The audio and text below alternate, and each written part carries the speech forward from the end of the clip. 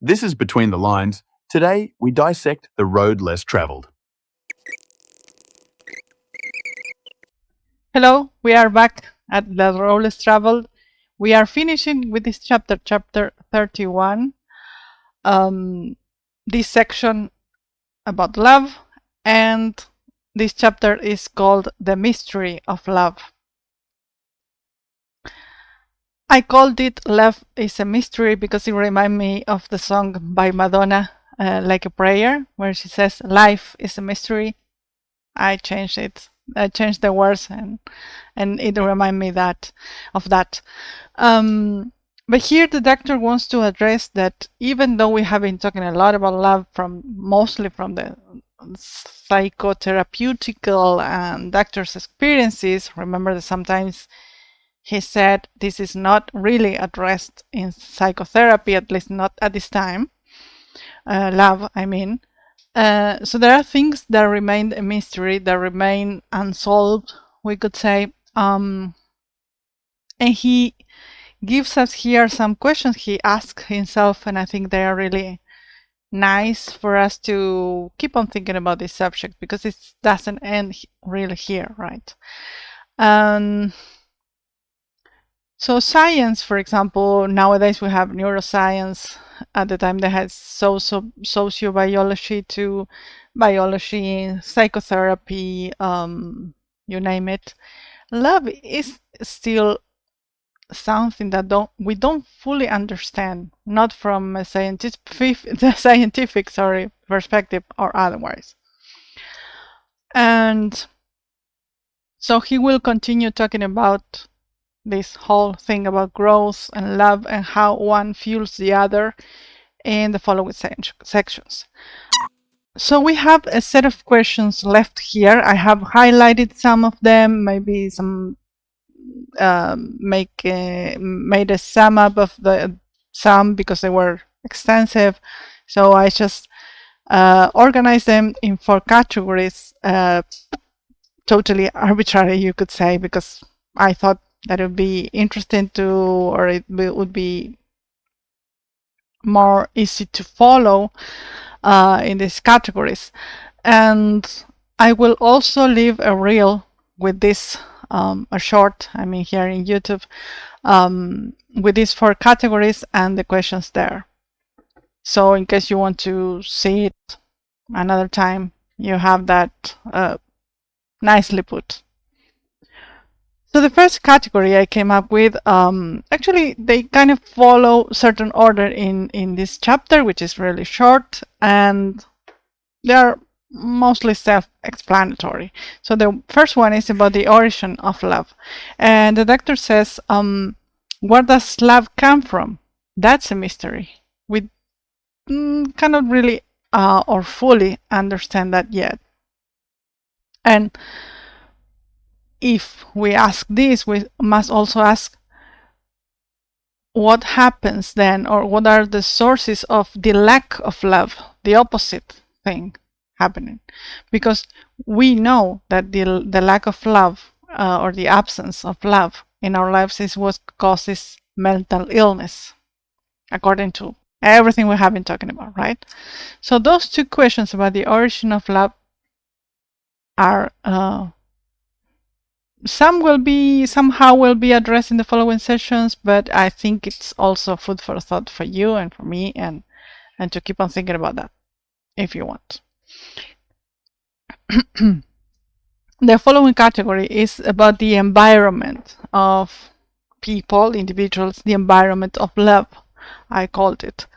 And I have written the questions because they're a little bit longer. So, oh yes, yeah. So in this one, about the environment of love, we can, and I'm sure you have your own examples about this, about people that have gone through hell, as we normally say, or vulgarly say. They have had so many traumas and so many things going in their life, and however they have come, and sometimes without even the help of therapy, or psychotherapy have been able to become healthy and mature people. And so they are grown-up individuals, even though they have no help from family or otherwise. You see this kind of people, for example, in, I don't know, you say, oh, they come from a terrible family. I don't know how they survived that and how they became the person they are today. And that is a really great question that could have some ideas from the next sections, but mostly it's unsolved. Or you could say, oh, that's will. People is willing to work on himself or herself. We don't really know. And the second one is the opposite.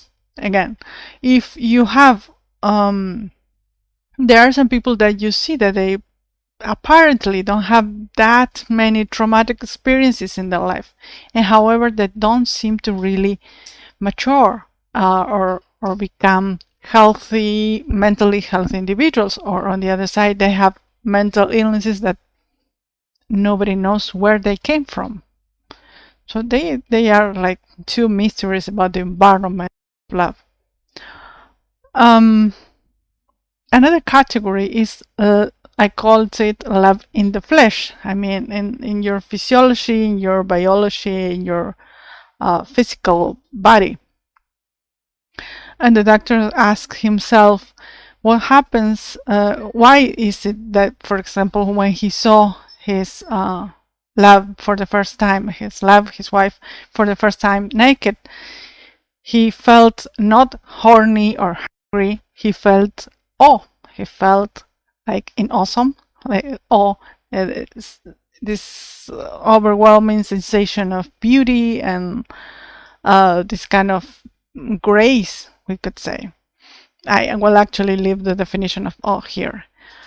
Why is that? Why is that we feel this somehow reverence towards sex? I mean, and this is, again, I have to remind that it's been written 50 years ago when people used to marry for love, sometimes not, but in this case, apparently the doctor married for love with his wife.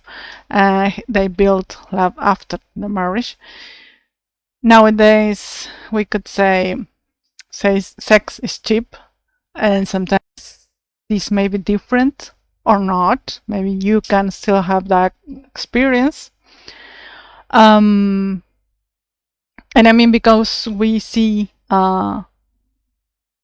naked people everywhere nowadays. So nowadays, maybe it's not that, not the same sensation. I don't know. Really, I don't know. And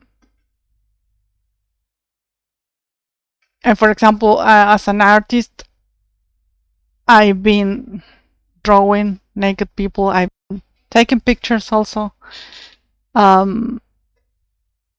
Taken, and so it's like you, but I think it's really, again, not the same thing, because if you see it as an artist, you have, and I think I'm getting into a kind of complicated field here, totally outside of the books, what the book says, but you see with different eyes.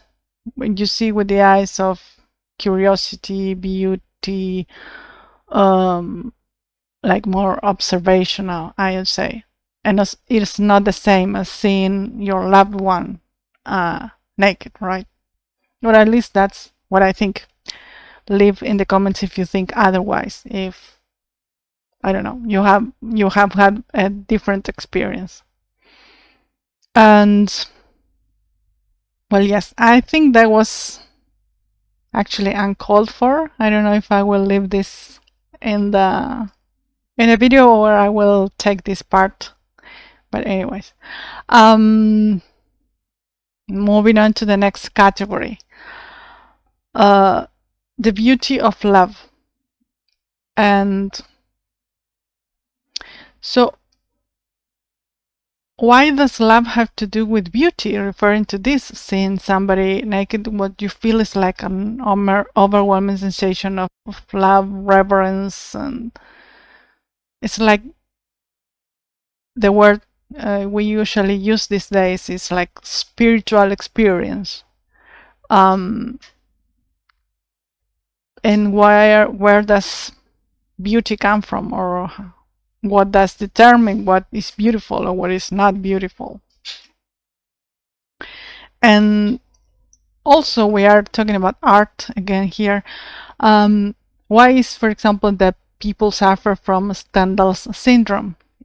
The doctor doesn't say the Stendhal syndrome. I don't know when people started talking about this as a syndrome, Stendhal syndrome, when people stands, for example, in front of a painting, or it happens to me at the opera when you start almost crying because the music and everything is so overwhelmingly, it's like a joy, and at the same time it's sadness, and you sometimes go into tears. It's indescribable sometimes, this feeling. It could happen with the song, with the opera, with the painting, with the sculpture, and people start crying when they see that. Why does that happen? We don't really know if it has this has an explanation or not. So those are the questions that the doctor mentions here briefly. So yes, love is a mystery, and I think we will continue to know more in the following sections, and I am really longing to read the following section, which is called Growth and Religion, and we will see how does religion affects the process of this spiritual growth that we've been talking about, or this mental growth.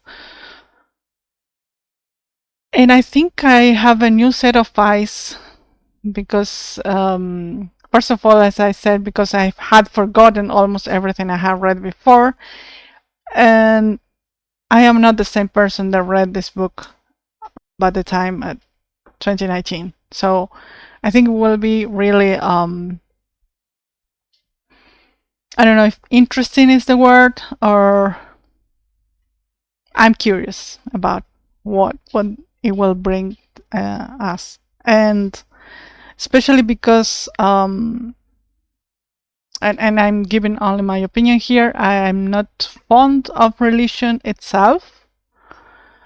So let's see what it says in the next chapter and the next section.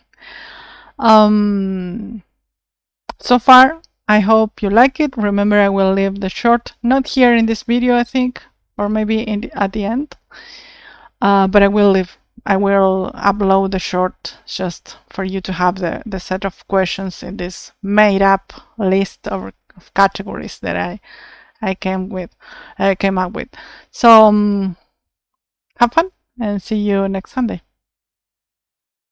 And please comment if you have anything that has come to mind after being up to here with love and with discipline, and especially if you have read the book, which I suggest you do, because it's not the same having it told.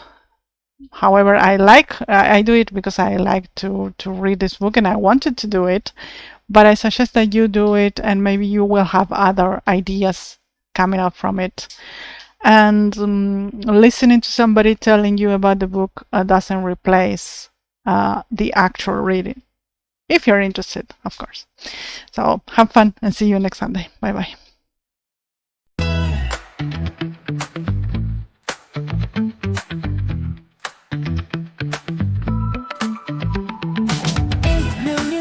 Under my name, riding the waves of the fortune fame, building castles that touch the skies, living the hustle with no disguise. This is cool, my brain so tight, chasing stars till we own the night. Ain't no rules, yeah, we run the play. Tomorrow's goal, we stack today. Paper trails like a neon dream. Flipping coins into timeless dreams. Boardrooms buzz with the power we claim. Too sharp to stop, got fire in the game. Business cool in my veins so tight. Chasing stars till we own the night. Ain't no moves, yeah we run the play. Tomorrow's gold, we stack today. Stay tuned for Uluwa's next episode.